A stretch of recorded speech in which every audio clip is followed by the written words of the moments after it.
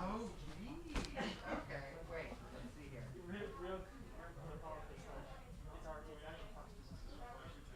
Okay, so this is my job approval, or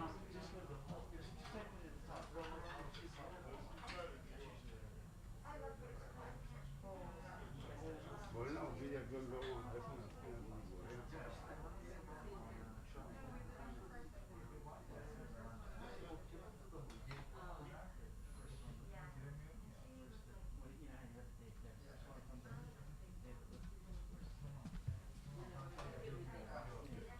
oh. Okay. All right. Yeah, I mean, like, look, you assume these numbers guys can read. I mean, we're asking them to do a lot in 2 days of government. No, you got it. Bill Clinton is going to get you results. Yeah.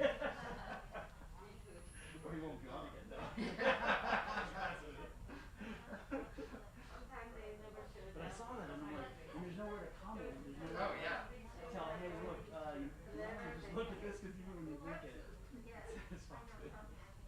I'll take care of this right now. All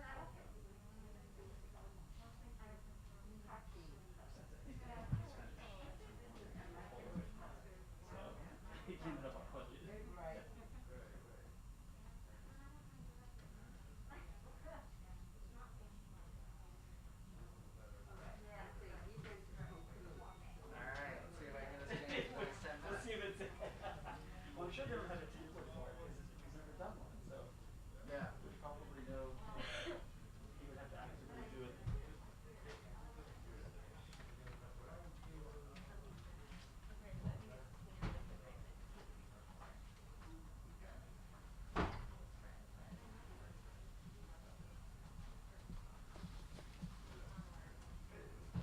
George? Hey, good to see you, man. Merry Christmas. Oh, I'm not sitting down yet. Oh, okay. Not that eager. Amen to that.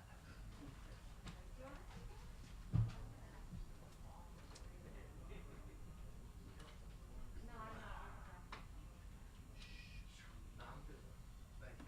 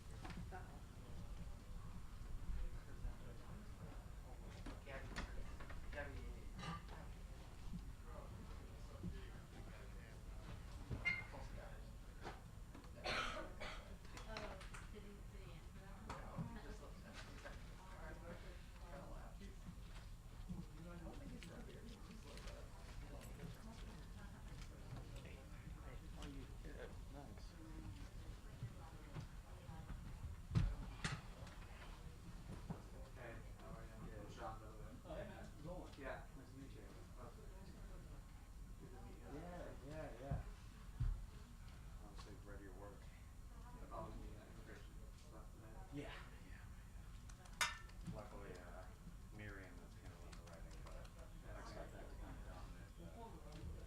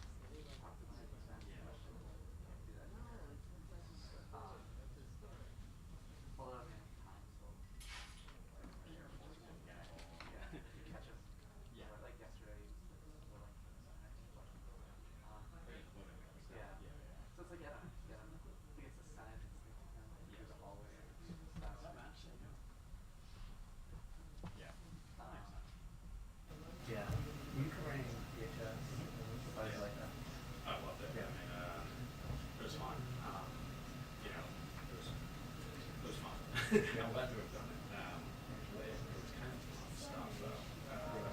Oh yeah. Yeah, like first year. Yesterday. Yeah, exactly. First year kind of more nonstop. Some season, I tried to run out to like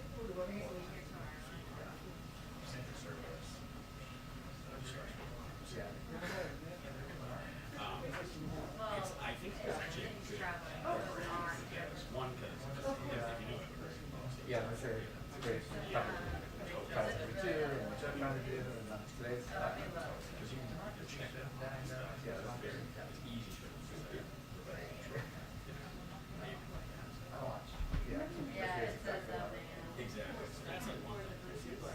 It's Oh, yeah. all an agency. Like there's so many different parts, and I feel like one of the like best parts is most challenging. Vaccine. Next day is Afghanistan. Totally agree. So, Yeah. so yesterday, And that's just like great preparation. Sometimes from hour to hour. Totally. Like today. Especially like you guys have live briefing. And I just Yeah. like to You give them set completely change for us like that. Really? Yeah. That's no longer just a day story. Climate briefing. You guys do it, so like we do it like a week, it's like one every week. Yeah, we do. Rotate. Yeah, oh yeah. How does that? So basically, how it works is like one person, which is me this week, is responsible for basically like going everywhere he goes, doing every press briefings, staying on top of like news, backgrounders, and barter stuff, and then kind of taking the lead on whatever the news they start to be. Then, if it becomes, if the day becomes too packed, or travel becomes impossible, or it seems like there are two stories like news on immigration, and it says something about building better, and there's like need for like two stories that we do, sort of like have that sort of being kind of like on standby now, or throw the story out, and it's like it takes a bunch of reporting, but then we're stuck here, and we do start at 30, and we just need to make a bunch of that person kind of adjustments. So it's kind of just like Maybe just to help make it. yeah, just basically being on standby in case either the main duty reporter Yeah. Yeah. or you have to break off someone. And then there's the responsibility on the video reporter to be like, I need you to come in, or is it usually the editor who's about you? Usually the reporter, I maybe I try to be like, hey, I'm gonna need help with this. Yeah. Feels like tomorrow's like a good time for us. Like we're in town for plus people in South Carolina plus yeah, so it's like how do you handle that? And also sometimes like if you're on video, just if you don't work on something for a couple of weeks, they can hand you eyes, and they just come in like it's getting edited by everything. That happens to me all the time. It's Exactly. like, I'm sorry, I can't do it. Like, I have like a bunch of questions for New York. Yeah, get like a read back of all of that. It's like 4:30 p.m. Yeah, totally. But then, yeah, the next one back up is you feel like, okay, there's like a lot going on, there's something there, and somebody grabs the beat, and, you know, that's not like a good call. It's not just like a real thing. Express team or something. Right, you don't have to like explain the nuances of what's happening. So, Right. Especially if there's a situation where, you know, for us, like it is, like I was on duty during COVID, and like I remember like there was something that was like clearly saying or should have done it, right? Like, but like also there's this other news going on, so do we both need to be on this? Like, Right.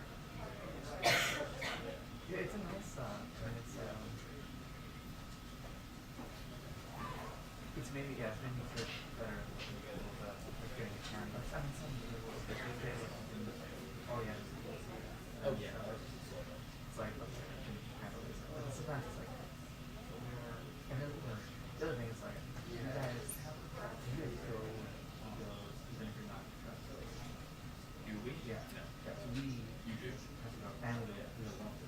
Correct. Just right here. So it ends up being. That was a smart Oh, yeah. It's a block. I was sitting next to Abby in my I think they like. and I was like, it's dead. I love it. So yeah, it's like well the good thing is at least they have started opening up some of the like in Kentucky they do this thing in Michigan. It was like most of it was cool, but very end was Good. open. So there you go. tomorrow too. The whole agency. Yeah. Yep. Voting rights. Yeah. For sure that's South Carolina. Right. And, thing, yeah. Hey, welcome. Pleasure, yeah. They're trying to do the president. Good luck on that. I wish you the best of luck. Did you how many years? I was born right here in this seat. Huh?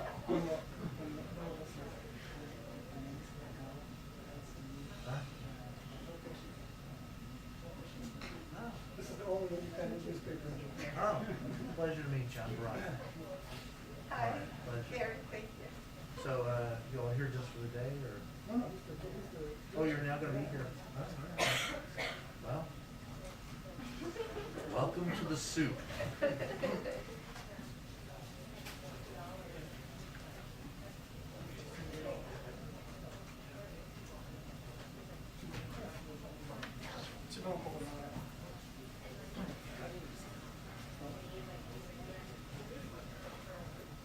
You understand Japanese, yeah?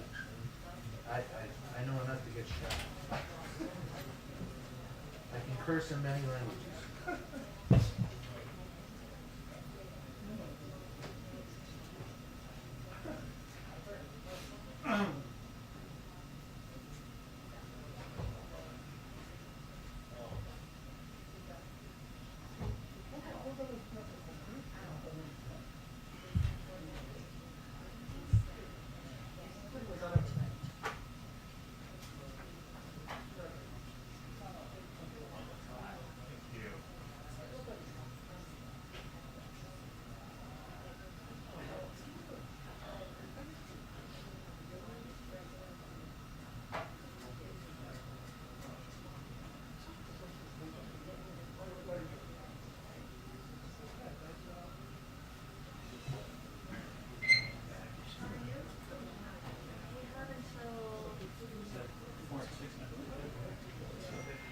Did they push it back?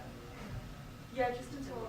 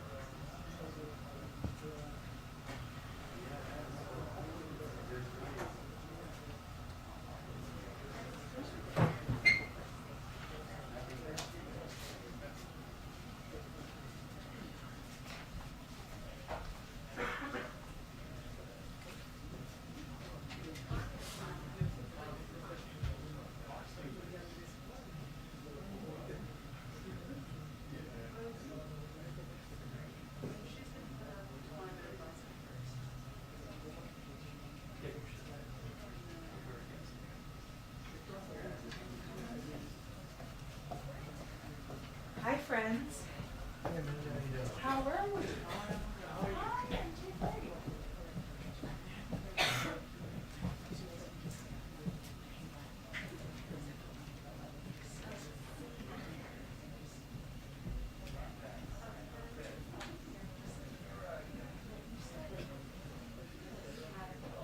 There we go.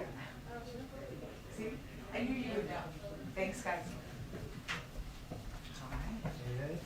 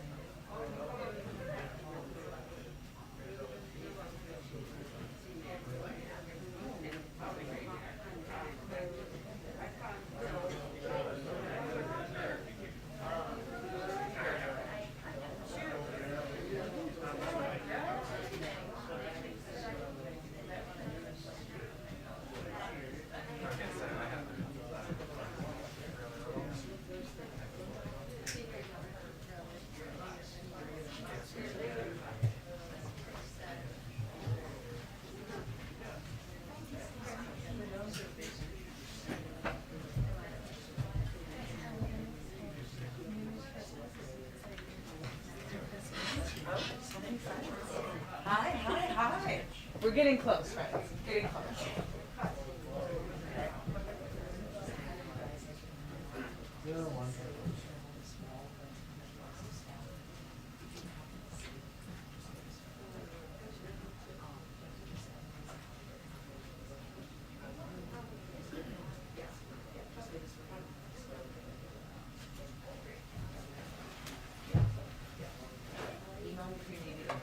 Thank you. Nice touch. That's it. I'm not sure. I'm hoping it starts at 4, and then the spray would be at the end. Hopefully. Say a prayer. We'll send an update when we have. Thank you. Not the briefing, the president's briefing.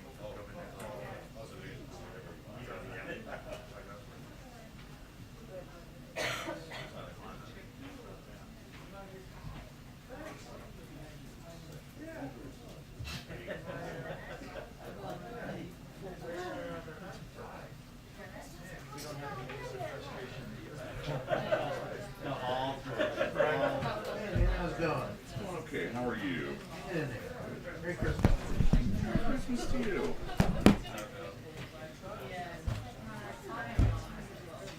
You think it's Friday, but it's really only Thursday. No second Friday. That's kind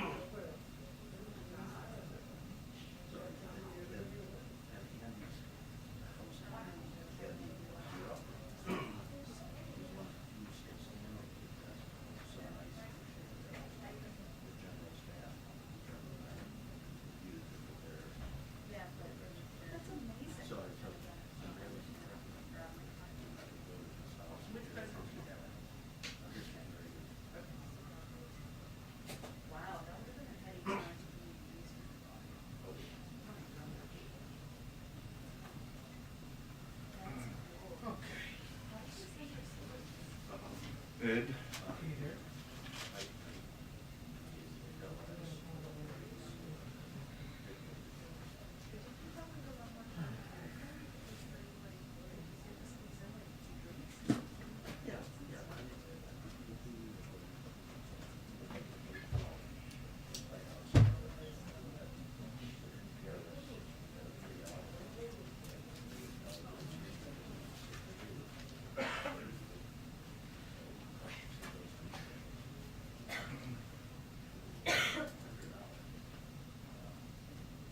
About as late as when these things are started.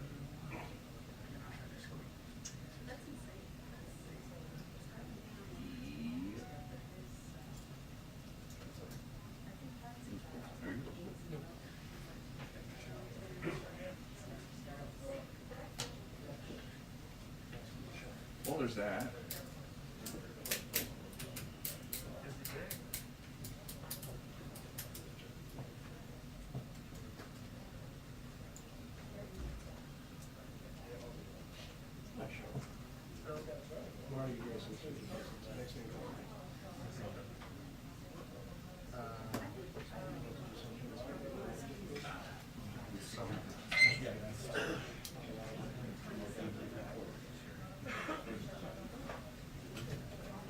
You taking any time off?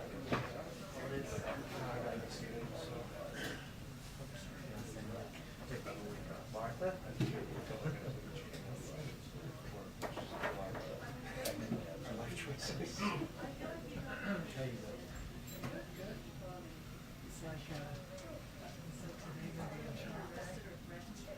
Looks like something like that. Husband Fred, Brian Nobles from Brian Savage be enjoying that. Yeah. Good, I see this. Yeah, I see this. He writes a lot too. Yes, I see it on. Yeah, it's such a nice guy.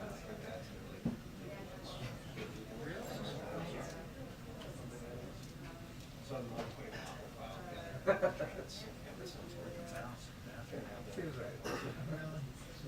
Yeah, really? I was looking after he pulled his head out from the ceiling and looked at me. I thought he was gonna stick his paw out and ask me.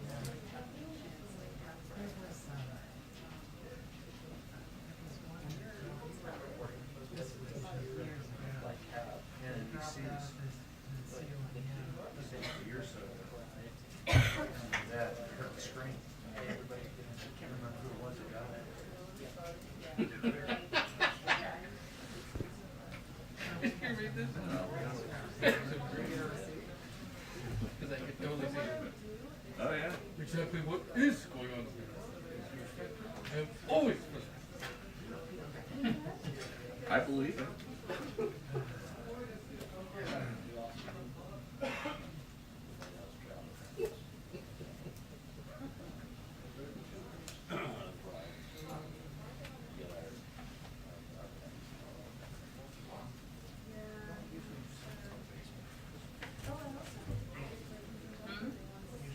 Yeah.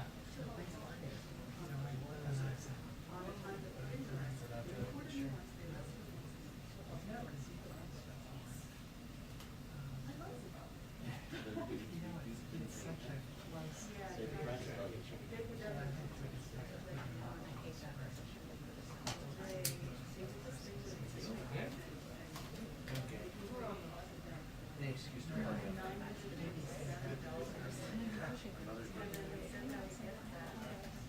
Excuse me, it's Russian, I believe they're the Irish.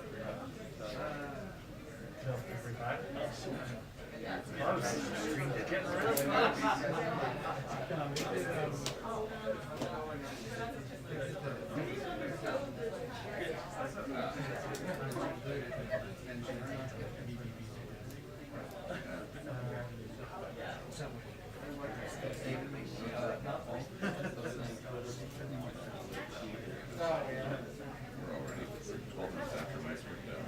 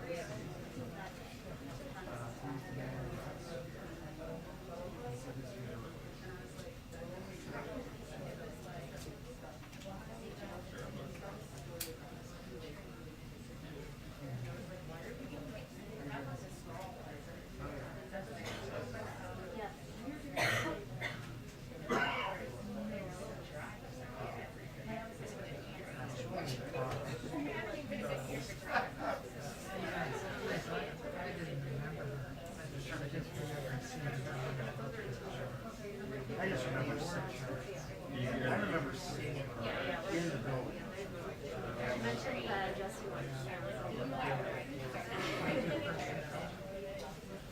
Were you?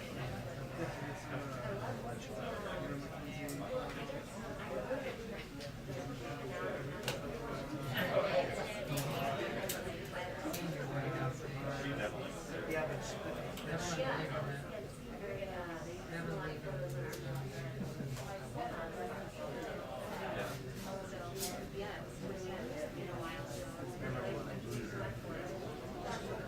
You might be the last.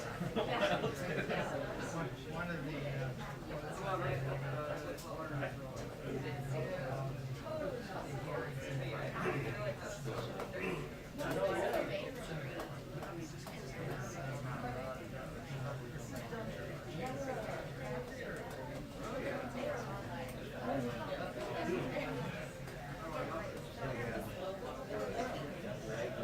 you're getting me on these. Senior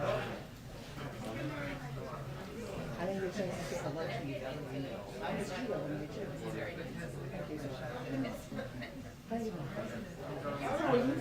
Good, how are you? I'm great, how are you? I'm doing well, April. How are you? All right. Is the Christmas tree back up? It's back up, better than ever. Hey, man. Right. Build back better? Build back better. Does it make America great again? It's part of the Christmas season. I usually try to follow up. Well, I know. Yeah, I got it on Italian, I got it on below, I got everything.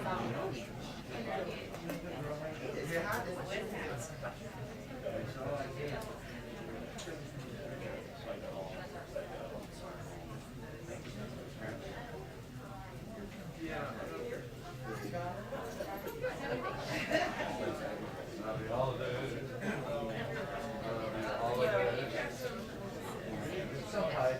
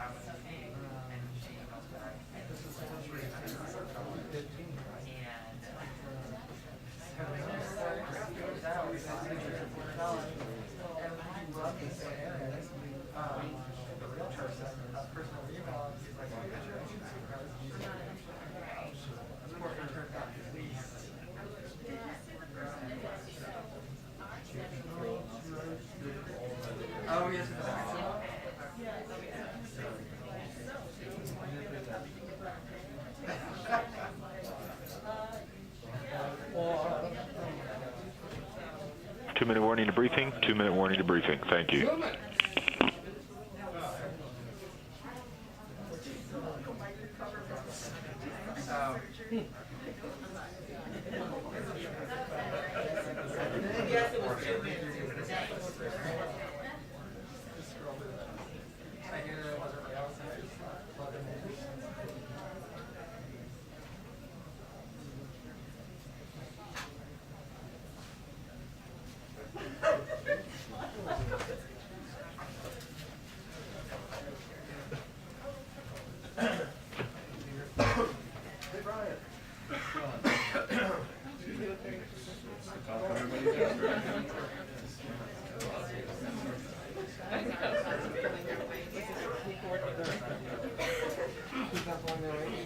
For St. Military Christmas.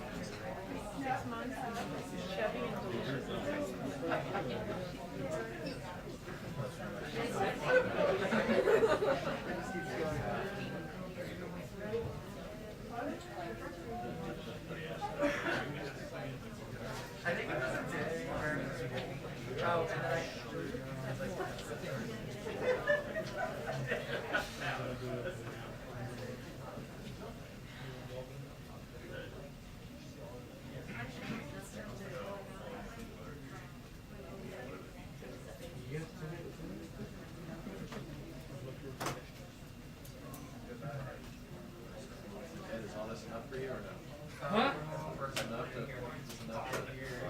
Enough to make you go. No. From AAA?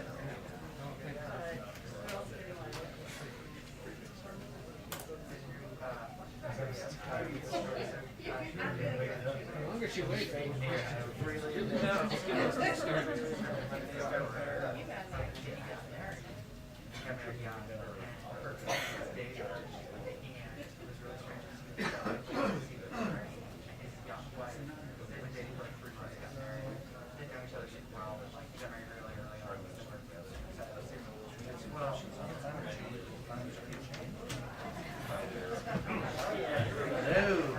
We made it. Hello. Heads up, indeed. Good afternoon, everybody. Okay. So joining us today is Deputy National Climate Advisor Ali Zaidi, where he helps implement the President's domestic climate agenda, coordinating the all-of-government approach to tackle the climate crisis, creating good-paying union jobs, and advance environmental justice. Ali was formerly at Stanford's Precourt Institute for Energy, where he taught graduate students in STEM on economic and technology policy topics related to climate change. For 8 years, Zaidi served in key roles within the Obama-Biden administration, including as the Associate Director for Natural Resources, Energy, and Science at OMB, as Deputy Director of Energy Policy for the Domestic Policy Council, and as a Senior Director for Cabinet Affairs. He is here today to discuss the Biden-Harris lead pipe and paint action plan, which was announced earlier today. I hope you all join me in welcoming him to the podium and to the briefing room. It's his first time, so all yours. He's going to take probably like 2 or 3 questions afterwards. I'll let you know who gets called on, but thank you so much, Ali. The podium is yours. Thank you, Karine, and good to be with everybody here today. President Biden and Vice President Harris believe that no child, no family, no American should have to worry about lead exposure from the water that they drink or the air that they breathe. That's why today we're announcing the Biden-Harris lead pipe and paint action plan. 10 agencies stepping forward with 15 bold actions, the nation's largest investment in infrastructure to take on and tackle this public health crisis and this staggering source of environmental injustice. Let's do some of the numbers here. Lead exposure threatens millions of Americans through their water, up to 10 million households and 400,000 schools and child care centers. Through lead paint in nearly 24 million housing units. This is where people live. And we know that these exposures are highly unsafe, especially for our kids. We're not just finding out. We've known this for over 100 years. In fact, Congress passed a law banning new lead pipes in the year I was born. And in the years since, we've let these pipes persist in our communities. And the truth is, they persisted the longest in low-income communities, whether rural or urban, and in communities of color.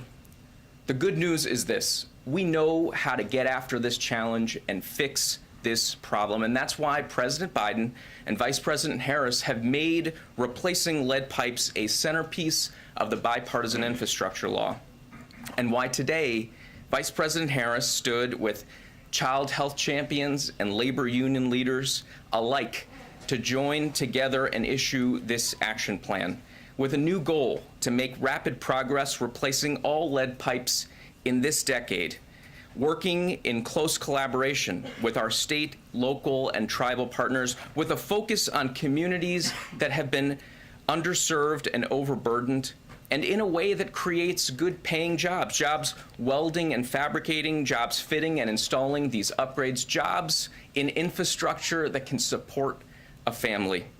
Today's action plan has 3 pillars. The first is about getting resources into the hands of communities. EPA is announcing that nearly $3 billion from the bipartisan infrastructure law will be deployed next year in 2022 to replace these pipes. And we're going to tap into the American Rescue Plan that the president passed at the beginning of his administration with its $350 billion in state, local, and tribal recovery funds. Second, the EPA is writing new regulations that will strengthen the lead and copper rule, including enhanced testing requirements. This is absolutely critical that we pair the investments with clear standards about where we need to go.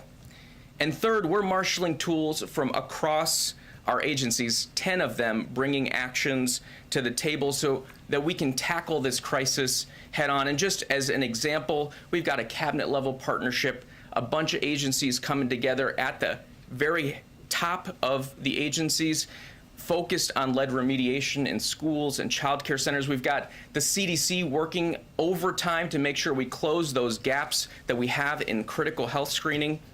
Across our federal housing portfolio, HUD, USDA, the Department of Interior, we are working to eliminate lead pipes and lead paint hazards.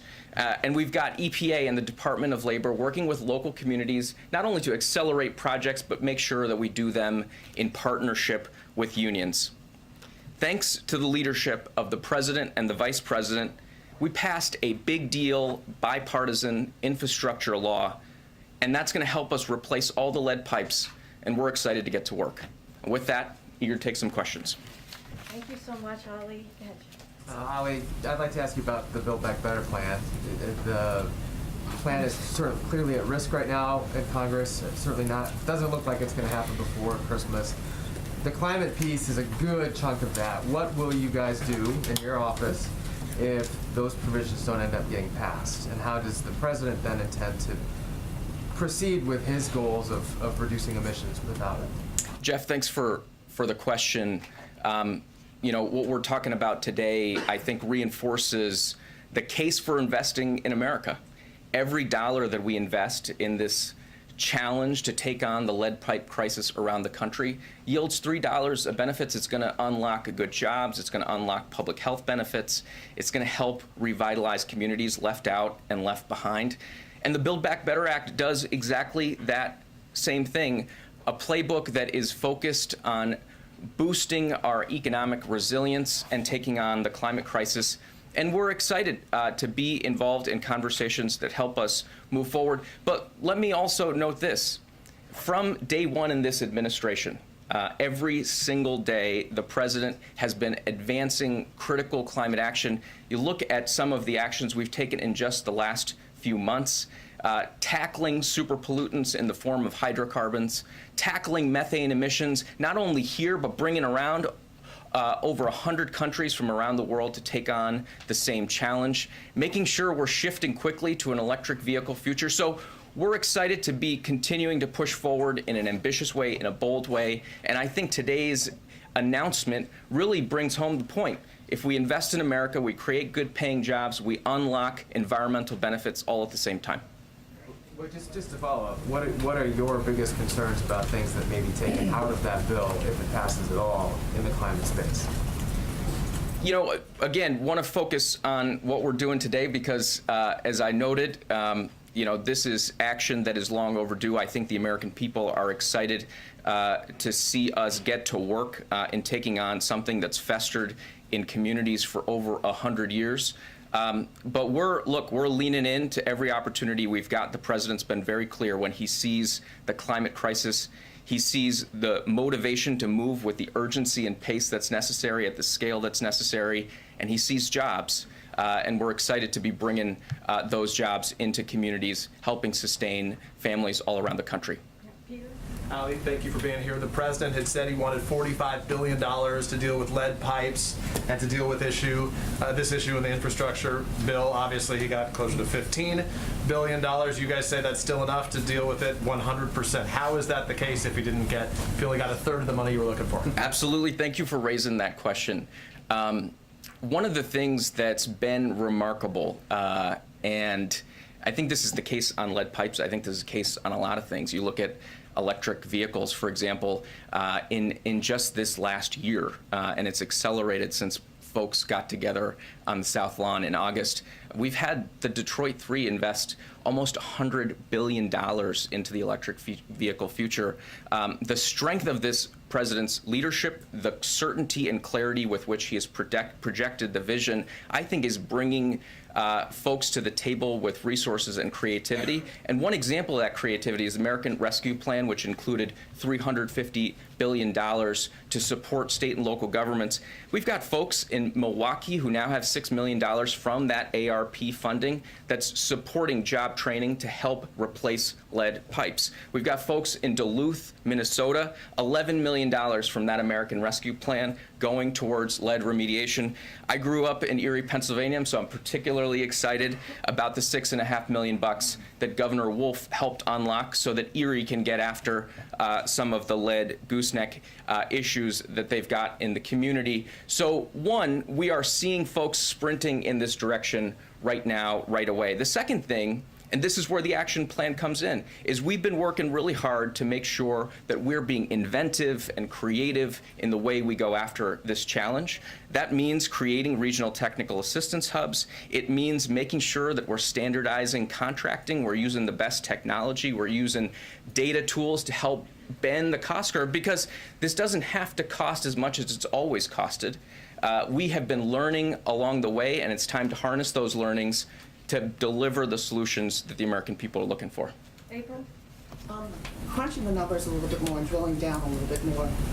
When you talk about different areas, a lot of it's a heavy lift when it comes to piping and infrastructure and going into houses, going into streets. And then you have the paint in homes that's easier to remediate.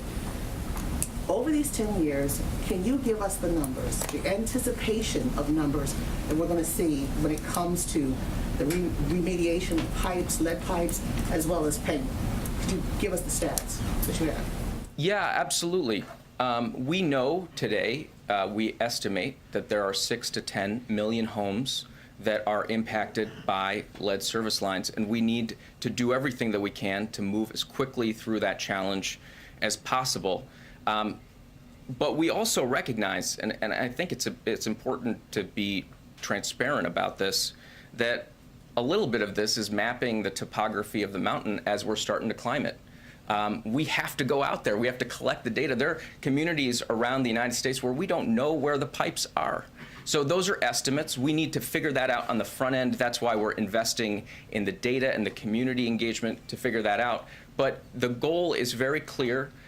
within this decade, making sure we're getting after that challenge. And on the lead paint front, that is a place where we need to continue to accelerate and marshal investment. It's something where the Build Back Better plan actually does invest dollars, and we're using the resources we have already available to us. Talked about HUD, USDA, and also the Department of the Interior, which works in Indian country, making sure that we're making those resources available.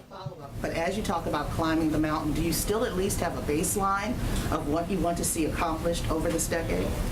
Yeah, the baseline is this. We've got $15 billion of funding in the bipartisan infrastructure law. We're going to move $3 billion of that next year. We're going to leverage that significantly. We're going to mobilize the resources we're already mobilizing through the American Rescue Plan that are creating jobs right now and improving quality of life and health conditions in communities like Duluth, like Milwaukee, like back home in Erie, Pennsylvania. We're excited about that work. Just real quick, Ali, and thanks for being here. You say $3 billion of the $15 billion will be sent out next year. Do you yet know when precisely, approximately, the first lead pipe will actually be removed from the building and replaced with a new one? We are seeing, Ed, thank you for the question, and I remember you from your Federal Eye days, so good to see you. It is throwback. It is so important that we start making this progress right away. And you look at, for example, the city of Pittsburgh, which now has a plan to get all the pipes out by 2026. The funds from the American Rescue Plan already mobilized and taking pipes out of the ground, replacing them with a safer alternative. These dollars will accelerate that effort, and I don't think we're skipping a beat here. What we've been doing as an administration is building the relationships and building, to use a maybe tried term, the infrastructure to deliver the resources that we need, make sure it gets metabolized in the system as quickly as possible. So I think that the short answer to your question is it's already making a difference in communities right now, and we're really excited about that. Thank you for being here. Could you address environmentalists, their concerns about the plan just setting a goal for removing the lead service lines versus mandating that these lines be removed? Can you explain why the administration has gone that way and not? Absolutely. I'm really. I am as an environmentalist. Appreciate you asking that question. This is a multi-prong approach, and setting the goal is the motivation. And I think the point, hopefully, I've conveyed is simply by setting that goal, President Biden, Vice President Harris have motivated action in communities all around the country already, but that's not enough. And what the EPA is doing is embarking on rulemaking that will create new binding requirements so that we can have the certainty. I mean, you just think about, you put your kid in the car, you don't just buckle them up with a regular seatbelt, you put them in the car seat, you put the seatbelt on. I would say a lot of my friends click 4 or 5 things before they start driving. We're going to invest. We're going to set standards. We're going to bring technical assistance. We're going to be there shoulder to shoulder with folks as they take on this challenge. And the EPA is doing that. And just to speak to the EPA process, on day one, the first day of this administration, the president signed an order reestablishing the scientific integrity of our rulemaking processes. And so that is what's going to dictate the process. But the goals are very clear, and I think you heard them from Michael Regan, our administrator, how vigorously the EPA intends to develop standards, requirements to make sure that we're delivering on the target. Okay, we're going to take 2 more, Phil and Zolan after. I'm going to follow my good friend Jeff's lead and broaden it out a little bit, if you don't mind. Given the scale of the administration's climate ambitions, of which this is very much a good example of, have you guys felt any constraints on the regulatory side by concern over securing one vote in particular in the United States Senate in terms of what you're able to do, how far you're able to go in terms of your agenda on the climate side broadly? You know, one of the things that's been constraining, and I don't think folks write about this enough, is the incredible hollowing out of the U.S. government as we came in. And one of the things that folks at EPA and other regulatory agencies have had to do is build up that strength, that capacity to be able to do the analytical work to underpin regulations. To the point earlier, we've got to make sure that these regulations are grounded in the best science and the best data, the best engineering work. But if you look at our record, I just tick through some of the sectors. You look at the industrial sector, we finalized regulations that will take hundreds of million metric tons out of the air in the form of hydrofluorocarbons avoided. You look at the oil and gas sector, we proposed the most sweeping methane action strategy and rules requirements around reducing methane emissions. And we went and we galvanized the rest of the world to come along with us, over 100 countries joining that ambition. You look at the auto sector, which is going through transition. We've been at the table, and this is because of the leadership of the president and the vice president. We've been at the table with the automakers, with the environmentalists, with the engineers, with the scientists, and with our brothers and sisters in the UAW, and we forged historic standards that will reach further than ever before on electric vehicles and on fuel economy. So you just tick through it, sector by sector. We've made tremendous progress. And the regulatory muscle is not the only one that we're leaning on. Just last week, the president signed an executive order. Last week, he signed an executive order setting new goals for procurement, how we use our buying power as the largest purchaser of goods and services in the world, how we use that to accelerate progress in electric vehicles, in clean power, in 24/7 clean power, in the building sector, even in clean materials like clean steel and clean cement. So I don't think there's any shot we're not taking. I think we are excited to be able to lean in and do it in a way that's grounded in the best science, grounded in the best analysis, and that's going to bring folks along, bring along the good paying jobs that the president talks about every time he talks about the climate crisis. Go ahead, Zolan. Just a follow up on Build Back Better. There's multiple reports that Senator Manchin is objecting to, including drilling bans off the Atlantic and Pacific coast, as well as Gulf of Mexico. How significant of a loss would that be? What is the White House doing to keep those in the bill? And just separately, a ban on drilling in ANWR is still in the package. What is the White House doing to ensure that that stays in the package? Well, let me talk a little bit about what we've been doing. This is a president that came in and right over there signed back the protections for Bears Ears, an incredibly important national monument and Grand Staircase Escalante. He halted leasing in the Arctic Refuge and in Chaco Canyon, important places to protect for posterity. He set the first ever national conservation goal. And is galvanizing folks across sectors, across states and local governments in tackling the climate crisis in a way that recognizes it's not just what we're doing to nature, it's that nature can be our partner in taking on the challenges that we face. And look, we've had incredibly productive dialogues in the context of this bill and others on how we take on the climate crisis in a way that marshals the power of nature-based solutions. And the bipartisan infrastructure law, by the way, hopefully I get to come back for the $21 billion we're going to spend to remediate the places we fouled and that can now become hubs of economic activity and hubs of climate solutions based in nature. That was in the bipartisan infrastructure law and brought together Democrats and Republicans in both chambers of the House and passed something historic. So we're excited about that work and we're moving forward. But it does seem like the drilling bans are now not in Build Back Better.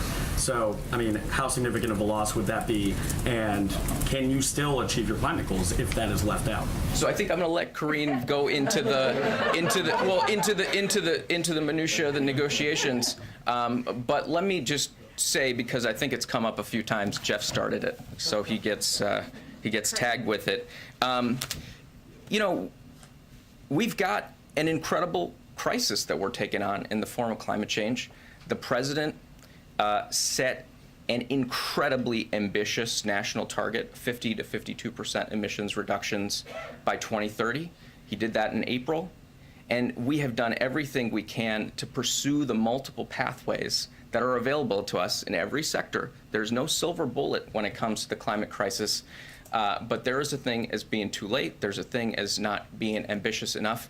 And we're trying to make sure that we are as ambitious as we can be, leaning into every opportunity we've got in front of us. And I think today is a great example of recognizing the intersections of these policy areas, recognizing the opportunity that's embedded in the crises that are in front of our communities, and being, as I think a president and vice president model for all of us, happy, excited warriors chasing after the prize here, which is to be partners to the American people, and oftentimes folks who have been left behind and looked over. So we're grateful to be part of that work. Awesome. Thank you so much, Ali. Thank you. He has to go. He has to go. Thank you. Ali, there are rural people who don't believe that with the Thank you, Ali. able to change lead pipes in rural areas. Lean into the possibilities. Love that. Okay. Thanks for helping. Okay, I have a couple things for everybody at the top, but first I want to welcome the members of our Domestic Policy Council who are here. I'm continuing a tradition that Jen started earlier this week in welcoming some staff members here, and also the climate team. They do amazing work, and we couldn't be here without all of the policy, wonkiness that you guys do. So thank you so much and welcome. Okay, a few things at the top. I think there's a chart. We know we love charts here. Today we received further evidence that our jobs recovery is one of the strongest ever. The average number of Americans filing for unemployment over the last 4 weeks is now at its lowest level since 1959. As you see, 69, pardon me, 69, giving ourselves 10 extra years, but I meant 69 here. We've added nearly 6 million jobs this year, the most any first-year president in history, and the number of people receiving unemployment benefits has dropped from 18 million to 2 million since President Biden took office. Thanks to the American Rescue Plan and our successful vaccination program, Americans are back at work at a record-setting pace. And families have more money in their pockets. Americans on average have about $100 more in their pockets each month than they did last year after accounting for inflation.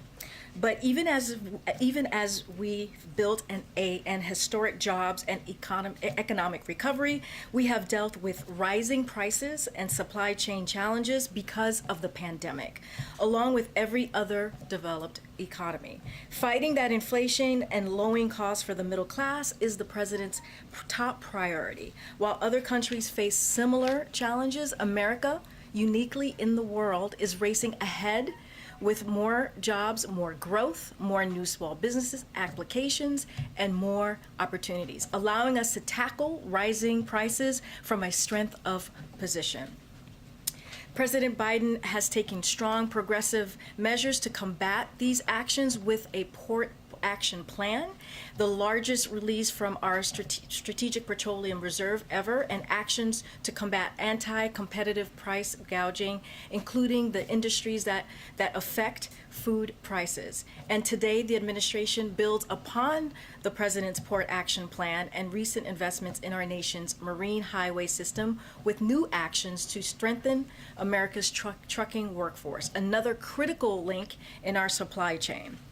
So over 70% of American goods are shipped by truck, and in most communities, trucks are the only form of delivery.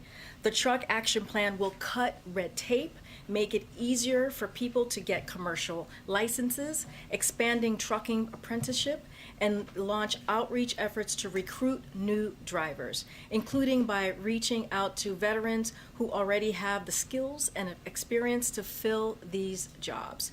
This is the largest action the administration is taking to address supply chain blockages with the goal of reducing prices. So this is a big day for the administration. lead pipes and taking on the supply chain with the trucking, our truck announcement. Yesterday, the Department of Education released new data showing that 99% of students are enrolled in full-time in-person learning this school year. The data shows that not only did schools open their doors to offer full-time in-person learning this year, but that nearly all students and parents actually chose to come back as well. This is very good news and in alignment with one of the president's top priorities.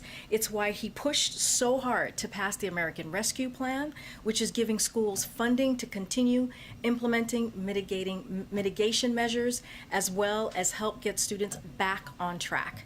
This week, Secretary Cardona also visited Baton Rouge and highlighted how American Rescue Plan funds can be used for tutoring, hiring additional educators, and putting in place other supports to help students recover and accelerate their learning. And last but not least, today, Deputy National Security Advisor for Cyber Ann Neuberger and National Cyber Director Chris Inglis put out a letter to directly communicate with CEOs and business leaders around the country about the specific steps they can initiate now to reduce the risk for their organizations during this time of heightened risk and into the new year. Some examples of these steps include changing passwords and mandate multi-factor authentication, backing up your data, and ensuring you have an incident response plan in place. There's not a specific threat we are tracking, but historically, we have seen breaches around national holidays because criminals know that security operations centers are often short-staffed, delaying the discovery of intrusions. And with that, I give it to you. Go ahead. Thanks, Karine. Is there any comment on the release of the U.S. missionaries who were held in Haiti? Was the U.S. government involved in getting them sprung? So we welcome reports that they are free and getting the care that they need after their ordeal, clearly. We are thankful for the FBI, the State Department, and Haitian law enforcement officials who have been working tirelessly to get these missionaries safely home. As Jake Sullivan said when this ordeal began, the president received daily updates on this issue. The U.S. government has been working tirelessly over the past 2 months to get them released and get them the medical care and support they need after an ordeal like this. Protecting the welfare of Americans overseas and freeing Americans held against their will is a top Biden administration priority. For any specifics on the details of this, I would refer you to the Department of State.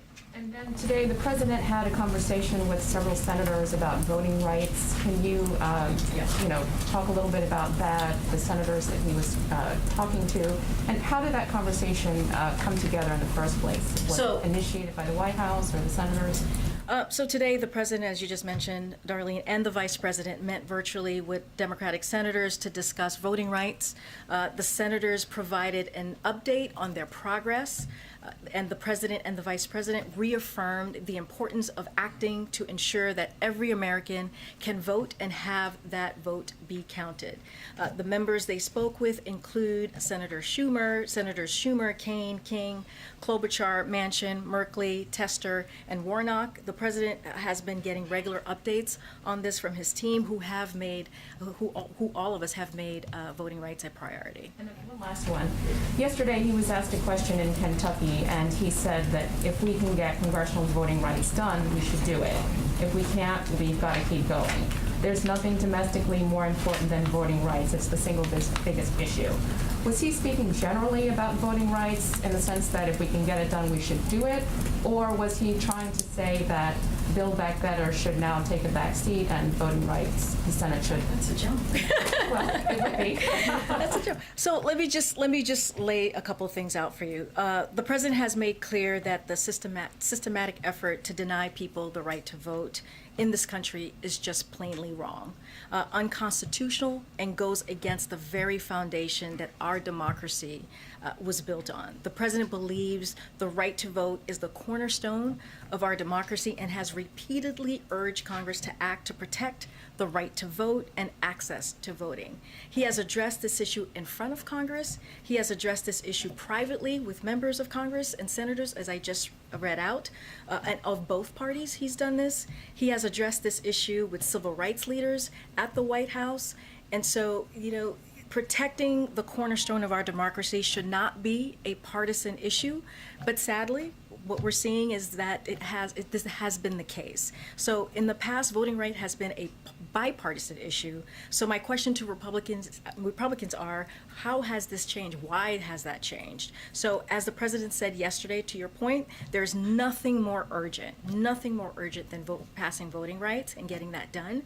Anyone who knows this president has followed his career on voting rights and knows belief is core to who he is, and will continue to work with Congress to get this done, and he's going to continue to focus on it, and so will his team. Follow on that. Thank you. Earlier this week, the White House described talks between the president and Senator Manchin as constructive and productive, but sources on the Hill say that these talks have actually been going, very poorly, and it does now appear that Build Back Better doesn't have a path forward this year. So I'm wondering, how now would you describe the conversations between the two, and what, again, were those areas of productivity earlier this week? So, as you all know, we don't go into specifics. We have a policy of not talking about private conversations, and even Manchin said that himself. Person-to-person conversations should be kept private. So the president discussions with lawmakers outside of readouts that we have, usually we keep that promise. So I don't have any more details to offer beyond what we've said this week. The president is determined to get this done as soon as possible. We're talking about cutting costs for American families. We're talking about child care, elder care. We're talking about prescription drugs, lowering the cost of prescription drugs, which is so critical and important to American families and just to Americans across the country, and also universal pre-K. All these things are critical, and that's what the president is going to continue to focus on. And I'm hoping you can clear something up here when it comes to the question of 2024. The vice president did an interview with the Wall Street Journal, and she was asked if she assumed that Biden would run again. And she didn't say yes. She just said that the two of them hadn't talked about it. Of course, you all and the president himself has said that he does plan to seek re-election. So what's the disconnect here? Why? Oh, I can't speak to a conversation that the vice president and the president has. I could only say and reiterate what Jen has said and what the president has said himself, that he is planning to run for re-election in 2024. I don't have any more to add. But just to be clear, when the president says he plans to run again, he means with Harris on the ticket? Yes, he does. There's no change. Yes. Go ahead. Karine, can you give us a sense of where the White House sees Build Back Better right now? Do you expect to get any more progress before the end of this year, or is it likely now, from your perspective as well, to be done in 2022? As you know, we love process questions here. Let's see. Glad to provide. So, look, there are a number of conversations happening behind the scenes, and I'm just not going to get. I'm not in a position to give you an update or to get ahead of what the process is going to be here today. What I can reiterate how important getting Build Back Better done. This is a priority for the president to lower cost again for Americans, as I just listed out: child care, elder care, prescription drugs, universal pre-K. All of these things are highly critical to American families, and that's what they want us to see us do, is to deliver, and that's going to be our focus. And then one more on COVID. The variant is raging, deaths and cases are up in this country and worldwide. The president unveiled his winter plan a few weeks ago. Broadly, given where the cases are right now, does the White House feel that its strategy is working? So we know that the tools that we have in place indeed works, right? And the president, what he did with his winter plan that he put out a couple of weeks ago is just to build on that, build on what we know works. So our commitment just to lay out a little bit here, is to sharing information transparently and as expeditiously as we can. We also want to make the most important thing clear, and we must all, in this moment of the pandemic, we both know and have the tools, as I just mentioned, we need to protect us, different than any other points of this pandemic. If you think about where we were a year ago, we had less than 1% of the population that was fully vaccinated. Now we have 71% of the American public that's fully vaccinated. So we are in a different place than we were before, and that's because what we know is working, what the tools that we have, we know are working. So the most important and encouraging news we have is that vaccines in particular, boosters, we know protect us. And thanks to the president, they are widely available. So yesterday, Dr. Fauci told the American public that the existing vaccines are optimal for our protection against Omicron, so we need to get everyone who is vaccinated now boosted. We've made them readily available. They're free. And through the winter plan, as I just mentioned, we have AARP doing extensive outreach to our most vulnerable, pharmacies doing proactive outreach and expanding availability, and have a continued ramp up paid media campaign driving Americans to their boosters. We also know it's critical Americans not lose sight of masking indoors where CDC recommends this. We've been clear that we must follow this simple measure we know helps to stop the spread. And beyond vaccine effectiveness, we're looking at transmittable severity. We know vaccines and importantly boosters are critical, as Dr. Fauci also messaged. So we also know this is more transmittable variant, the Omicron, and so we have to do everything that we can to get people vaccinated quickly and get boosted, and also boosted as quickly as we can. So we're just going to continue pushing forward the plan, the tools that work to get Americans vaccinated and boosted. Yeah. Just back to Build Back Better for a second. Some senators emerged from their lunch today suggesting the president himself would have a little more to say about the future of Build Back Better later today. Is that something we should still be anticipating? So I don't have anything to share with you. Clearly, if the president has more to say, we will let you all know, but I don't have anything at this moment. Before you came out here, speaking of boosters, and it may have crossed paths with you guys coming out here, the CDC, vaccine advisors to the CDC apparently voted unanimously to recommend people seeking vaccines or boosters go with Pfizer or Moderna instead of Johnson & Johnson. Yep. The CDC director will have to make a decision ultimately, and should be announced later today, I guess.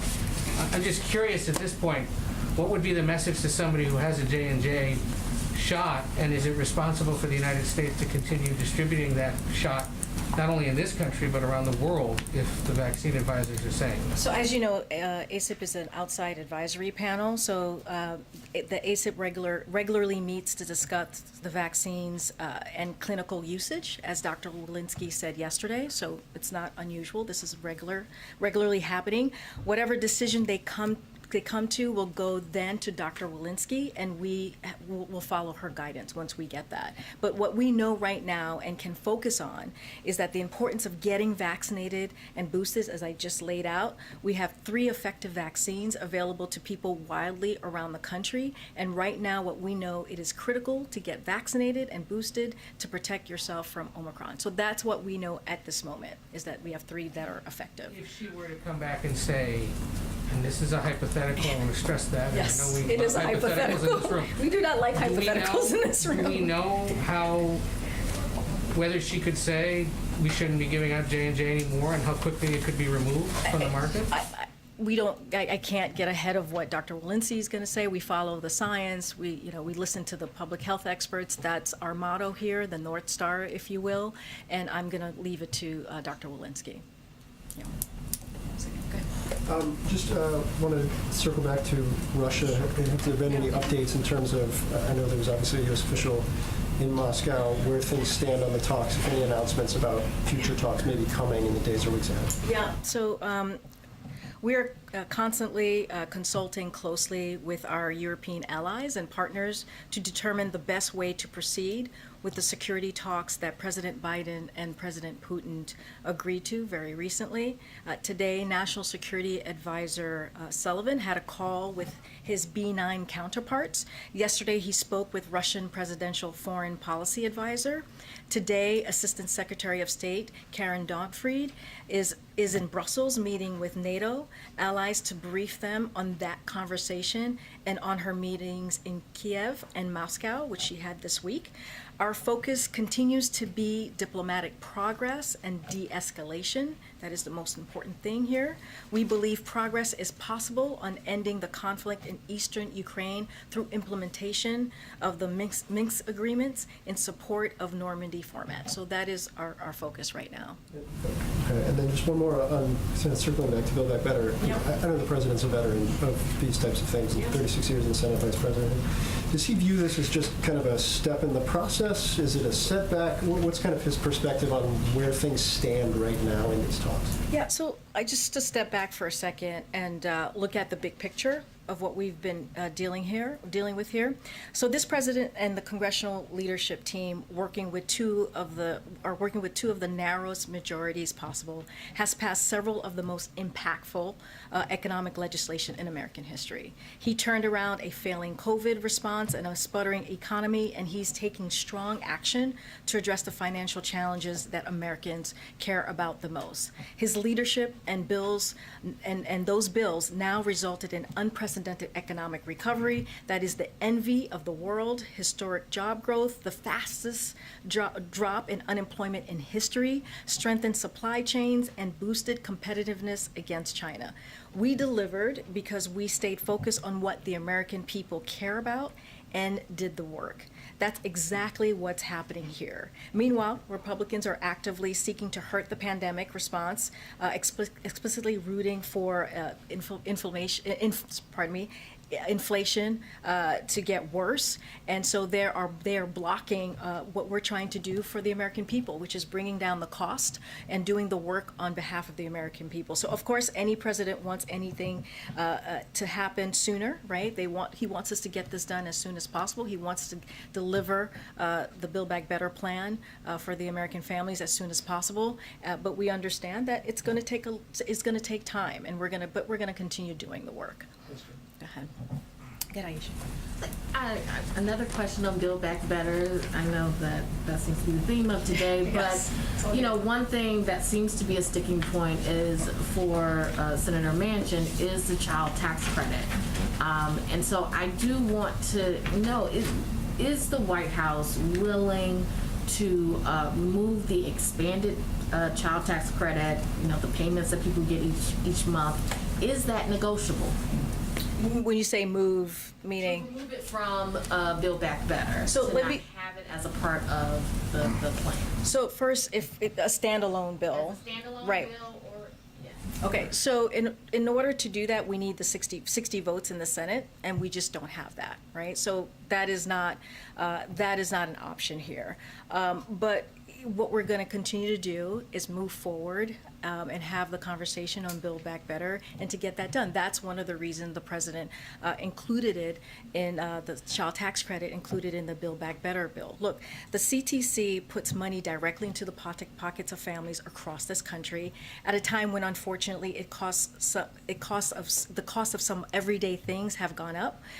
We'd hope that everyone in this town, regardless of party, would support it. The president was clear when he signed the child tax credit extension into law as part of the American Rescue Plan. He viewed it as a vital tool to fighting child poverty and helping families. So the president believes the child tax credit is highly effective policy and needed now more than ever, and that's why he included it in the Build Back Better plan. So must it remain in the Build Back Better plan? Because there's some talks about it possibly being removed and maybe not being a separate plan if Manchin will not support it. Well, all I can tell you right now is if we pull what we've been hearing and people have been asking us, how would we support it being in a standalone? And the thing is, the reality is, you need 60 votes in the Senate.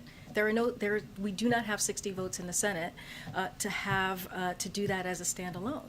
So we're going to continue to make sure that we work with the Senate to really get Build Back Better done. Just really quickly on voting rights, I know you said that there is nothing more urgent for the president right now than voting rights, but it does seem like Build Back Better, all these other things have taken a priority over voting rights. Like that there has not been movement, and there is a great deal of frustration from, you know, activists, voting rights activists about that. So I guess how do you address that to say that it is the most urgent thing, but it does not seem to be the top priority legislatively? Let me just run through a little bit of what we have done, because I think that's important. I feel like sometimes that gets lost as we're talking about voting rights, and it shouldn't, because the president has made this a priority. Voting rights has made this a priority throughout his career and practically on day one. So dozens of White House staff work on this priority every day, and it is fundamental to upholding the rule of law. You all heard the president speak about this at length at the 10th anniversary of MLK's memorial, which was not too long ago, decrying the big lie and making the case for voting rights legislation. Here's what we've also done, because we are not waiting for legislation. We wanted to make sure that we moved forward very quickly and got some of these things done. So the president's historic executive order in March, which he signed on Bloody Sunday, and which agencies have now submitted action plans for, leveraging the power of the administration to protect the franchise and make it easier to vote. That's one. DOJ has been doubling their voting rights staff at the Civil Rights Division, as well as taking steps to ensure compliance with voting rights statutes, launching a task force to combat the increase of threats against election officials and election workers, and issuing guidance on a variety of issues pertaining to fair and secure elections.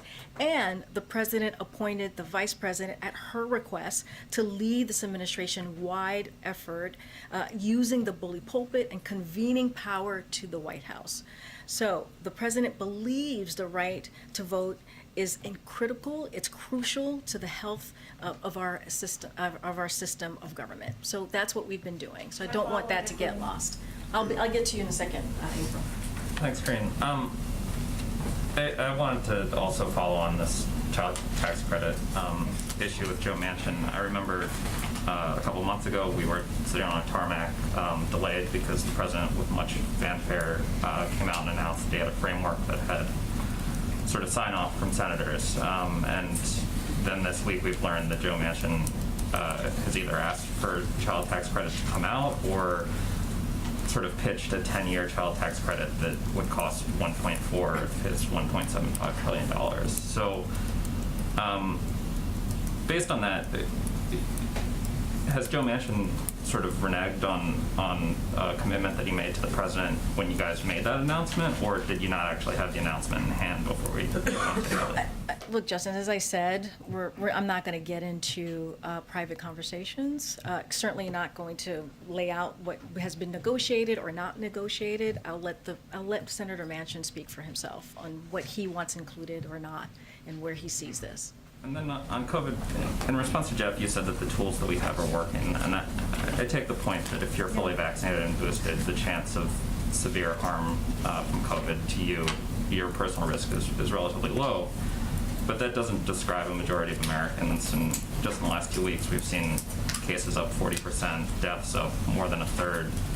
And so I'm wondering, in light of that, are you guys still categorically ruling out the possibility that we might see lockdowns this winter, especially considering how boosters have not kind of had the uptick that we would need to see here? And are there going to be any operational changes here at the White House? Obviously, the president, 79 years old, he's been boosted, but the virus is swirling in a way that we haven't seen probably in a year. Look, as it relates to shutdowns, which is what I was trying to convey to Jeff as he asked me this question. Look, we've been very clear. Dr. Fauci has been very clear. Our public health experts have been very clear. We know what works, and we're going to continue to do what works, which is making sure that, we do everything we can to get folks vaccinated. We're at 71% of people being fully vaccinated. That's a huge difference to where we were a year ago. As I just stated, a year ago we were at less than 1%.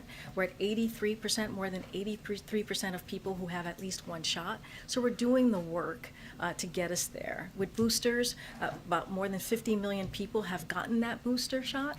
And the president laid out his winter plan about 2 weeks ago to really talk about those the 12 tools, additional tools to build on what's working, to make sure that we offer it, the American public feels like they have that access and feel comfortable in getting that booster shot. So it's important. We got to make sure that we take care of our seniors, our most vulnerable. So that is what we know. We listen to the science. As I said, that is the North Star for us. We listen to health officials, and so we're going to continue doing what we know works and continue to talk to the American public about that. Go ahead, Peter. Thanks, Karine. First, a little before you came out here, report crossed. Why is the administration suspending talks for cash payments to the families of illegal immigrants separated at the border? If the president has said, you lost your child, it's gone, you deserve some kind of compensation no matter the circumstance. Did he change his mind? Does he no longer think that these people need compensation? So, Peter, it's ongoing litigation, so I would refer you to the DOJ. I can't speak about it from here. Okay, a question about crime recently. The mayor in San Francisco is now trying to add police funding because when she pulled it to reinvest in communities, crime went way up. So would President Biden, as the leader of the Democratic Party, advise Democratic mayors not to pull money from police budgets? So I can say this. It is absolutely unacceptable when gun crimes are taking lives, when families don't feel safe going to the park or their local schools, when thieves feel impunity in stealing from retailers. So we applaud the mayor making sure that there is more police presence in the city to protect Americans. And so if you're a mayor, this is what we say to local leaders, if you're a mayor or a local leader, there is a crime problem in your community, we think you should step up and do something about it, just as many mayors are already doing. And we've made clear that we're going to offer federal support to help you do that and to keep communities safe.